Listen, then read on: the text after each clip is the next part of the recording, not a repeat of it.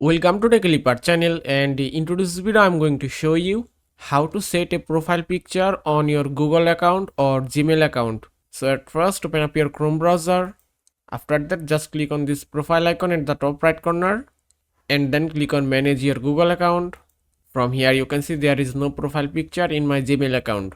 So just click on this camera icon and you can see three options: illustrations, upload from device, and take a picture. Now I am just select illustrations, and from here you can find so many profile picture. Just click on see more illustrations option.